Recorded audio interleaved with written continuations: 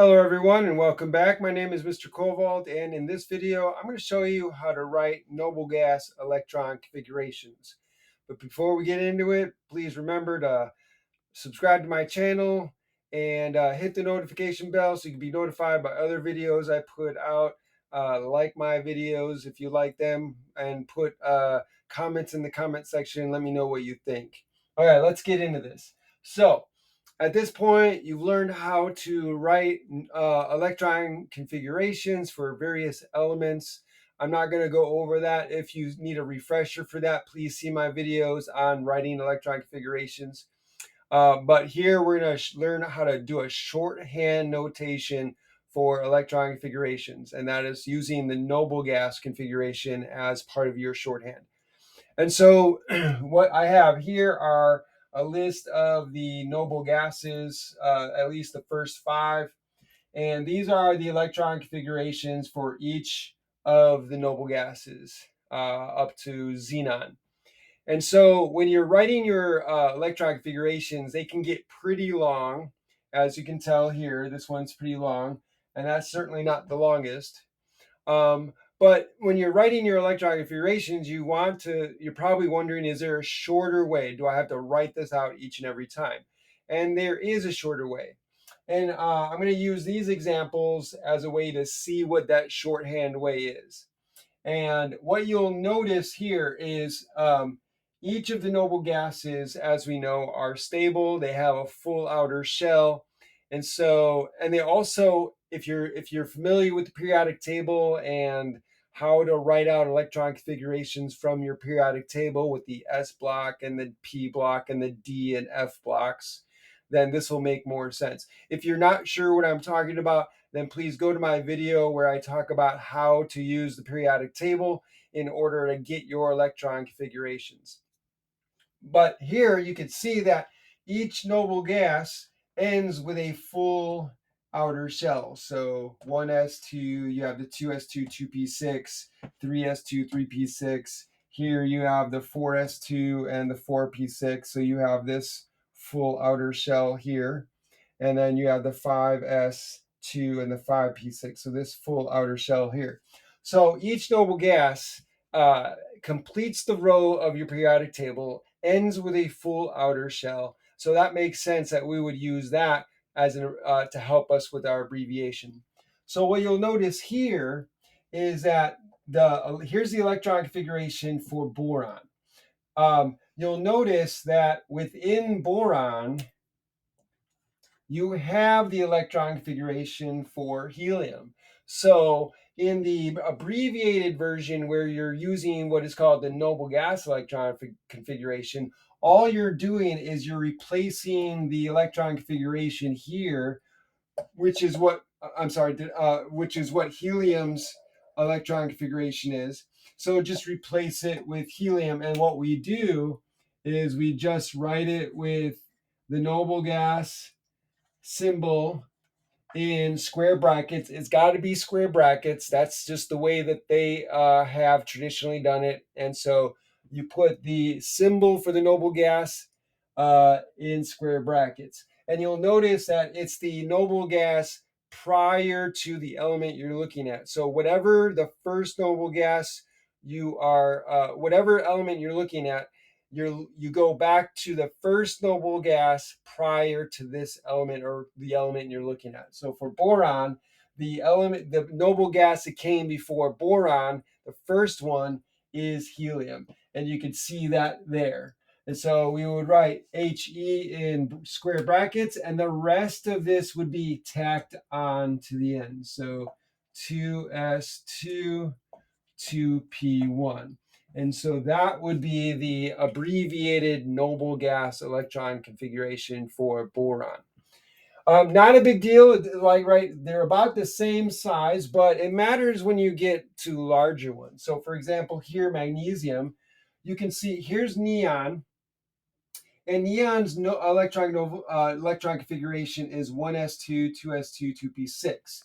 And you can see it's the same here. Right? So 1s2, 2s2, 2p6, and then you have this tacked on.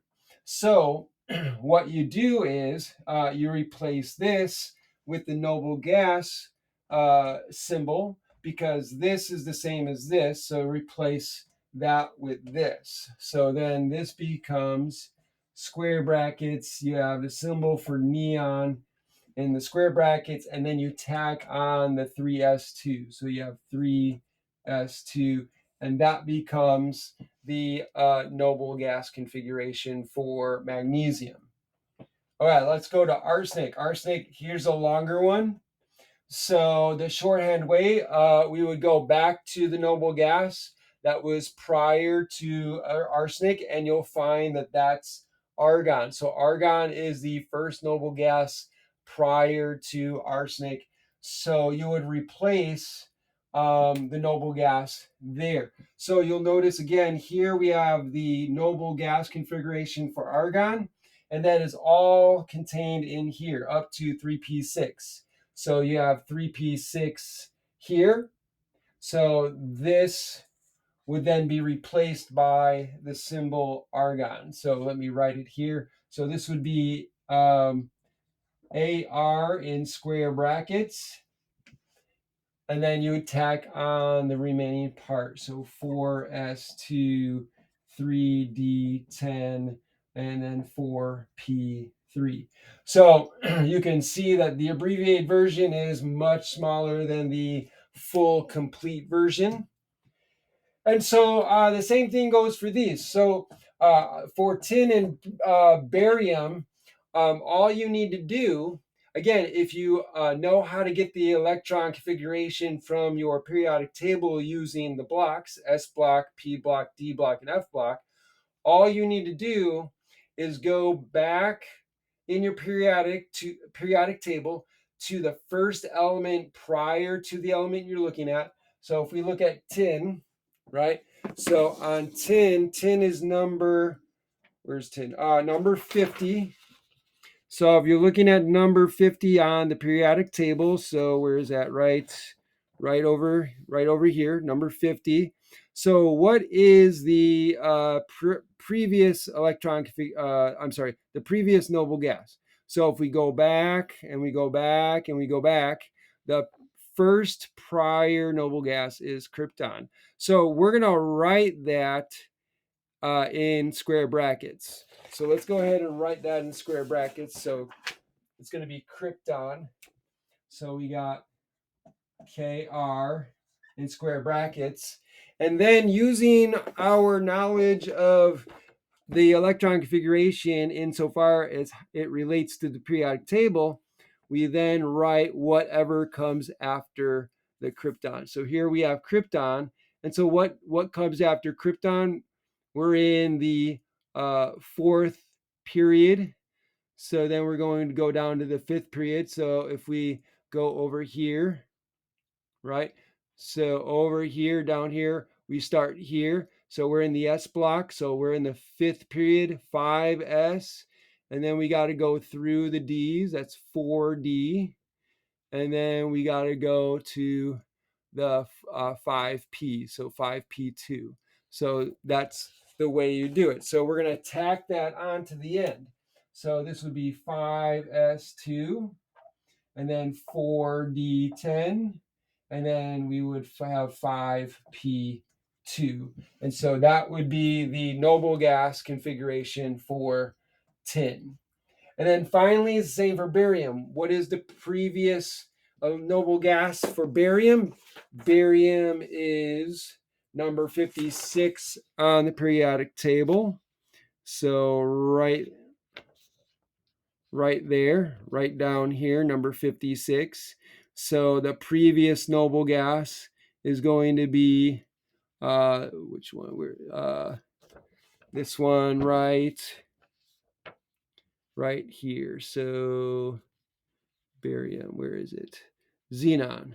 So xenon is the noble gas that comes right before barium. So we're going to put that in square brackets, and then we're going to tack on whatever follows from xenon. So we go ahead and we put xenon in the square brackets. and then we tack on whatever comes after on the periodic table. So we go down to cesium, which is in the 6 period. So we're going to write 6s, and we're in the S block. And so barium is the second element in the S block. So it's going to be 6s2. So we write 6s2 after that. And that is the abbreviated version of barium, the electron configuration for barium. And again, these are called the noble gas electron configurations. I hope this was helpful. I hope you learned something. I hope it was interesting for you.